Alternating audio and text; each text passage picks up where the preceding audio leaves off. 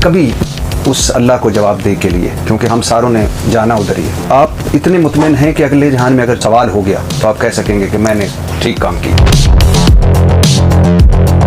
आपके दौर में एक गंदम स्कैंडल आया था, किसानों को तकरीबन 380 अरब का नुकसान पहुंचाने वाला स्कैंडल, 35 लाख टन गंदम इंपोर्ट करने वाला स्कैंडल। क्या बना इस स्कैंडल का सर? जितने लोग मुझ पे तोहमत डाल रहे हैं, अगर वो दुरुस्त है तो मेरी जिंदगी जितनी, अगर मेरी कोई नेकी है वो उनकी, और उनके जितने गुनाह है वो मेरे। मैं अल्लाह पाक को हाजिर नाजिर, जिसने मोहम्मद रसूलुल्लाह सल्लल्लाहु अलैहि वसल्लम पे कुरान का नज़ूल किया है, ये ओपन होकर कि अल्लाह मेरे सारे मौत तक भी जितनी मेरी नेकी है वो उनकी। और यही आप 8 फरवरी 2024 के इलेक्शन पे भी कह सकते हैं। आपको कब इतला हुई, किसने इतला दी कि आप पाकिस्तान के 8वें निगरान वजीर आजम होंगे? ये हफ्ता 10 दिन पहले की बात होगी, जब ये डिसीजन होने जा रहा था, मुझे प्राइम मिनिस्टर शहबाज साहब की तरफ से आया था। ज़ाहिर जिनके नाम सुने जा रहे थे निगरान वजीर आजम के लिए, इन फेवरेट नामों में आपका नाम नहीं था। कैसे समझते हैं कि अल्लाह के फजल के बाद ये कैसे मोजज़ा हो गया? आपका नाम उस वक्त के अपोजिशन लीडर राजा रियाज ने प्रपोज किया और वजीर आजम शहबाज शरीफ ने इस पर फौरन हाँ कर दी। ये भी तो एक मोजज़ा ही था।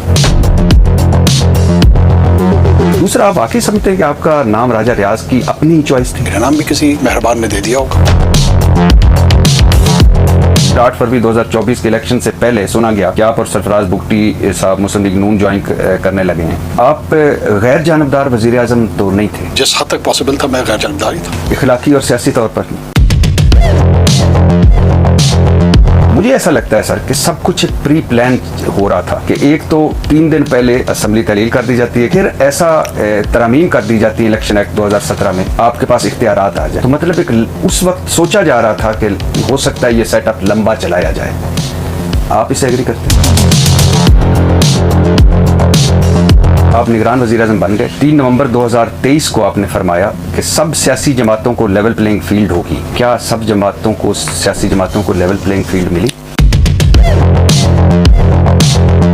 आपने नवंबर 2023 में कहा कि सब सियासी जमातों को सियासी रैलियों, जलसों, जुलूसों की इजाज़त है। सब सियासी जमातों को इजाज़त थी? पहले तो ये बताइए। बिल्कुल थी। पीटीआई का कोई एक जलसा जुलूस बता सकते हैं जो हुआ आपके 6-6.5 महीनों में?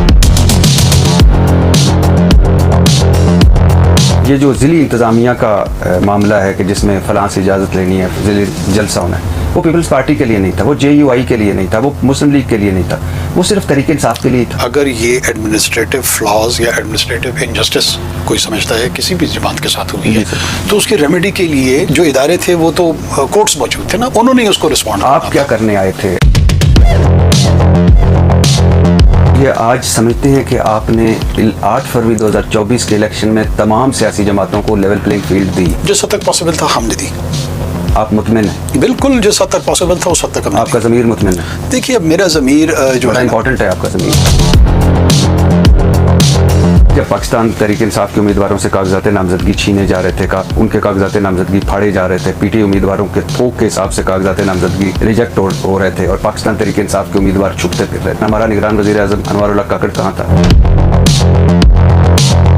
आपने पाकिस्तान की सियासी तारीख के सबसे मुतनाज़ इलेक्शन करवाए, सबसे बड़े जुर्लूज़दा इलेक्शन करवाए। अब इस पे देखिए, अमेरिका, बरतानिया, यूरोपियन मुबस्सरीन की राय देख लीजिए, फाफर रिपोर्ट देख लें, पिल्डाट रिपोर्ट देख लें, पत्तन रिपोर्ट, धांधली और जबर के 64 नए ज़राए। आप कह रहे हैं कि आपने बड़े कोशिश के मुताबिक सही इलेक्शन करवाए। हमारा निज़ाम जो है नालायक है, ये हमारा निज़ाम नाहिल है, हमारा निज़ाम जो है ये 2 नंबरियों से भरा पड़ा है। आप चूंकि उसी की प्रोडक्ट हैं, आप भी 8 फरवरी 2024 के इलेक्शन में नालायक निकले, नाहिल निकले और आपने भी 2 नंबरियाँ की। हमारा निज़ाम नालायक भी है, नाअहल भी है। बहसियत निगरान वज़ीर आज़म ऐसे इंतखाबात करवाए 8 फरवरी 2024 के जिसमें जीतने वाले, हारने वाले, मुस्लिम लीगी, पीटीआई, मौलाना महमूद खान अचकज़ई, अख्तर मैंगल, लश्करी रईसानी, सब मुत्तफिक हैं कि ये जुल्लूज़दा इलेक्शन, ये आपके इलेक्शन, अनवारुल्लाह काकड़ के इलेक्शन को तारीख याद रखेगी। ये एजाज़ हासिल इसी गंदम स्कैंडल पर आपकी और हनीफ अब्बासी साहब की तू मैं भी हुई थी। देखिए, हमारी इस तरह की गुफ्तगू हुई थी कि मैंने उनको कहा था कि आप लोग इस तरह टीवी टॉक शोज पे इस तरह की में मेरे इस तरह की बात आप दाखिल हो रहे तो निकल रहे थे, आपने कहा कि आपने तो हमें मुलज़म बना दिया, आप गिरफ्तार कर लो। उन्होंने कहा कि नहीं, मैं माँ कसम उठा कर कहता हूँ आपने पैसे बनाए हैं। तो आपने कहा कि फिर फॉर्म 47 की हकीकत मैं भी खोल दूँ। सर, आप भी आज़ाद सेनेटर हैं, मोहसिन नकवी साहब भी आज़ाद सेनेटर हैं, फैसल वाडा साहब भी आज़ाद सेनेटर हैं। ये आज़ाद सेनेटर क्या होता है? ये आज़ाद होता है कितना जितना आप तसव्वुर कर सकते हैं। और आपको इस आज़ादी पर फख्र है? अल्हम्दुलिल्लाह। सर मुझे आपसे मिलकर बहुत खुशी है।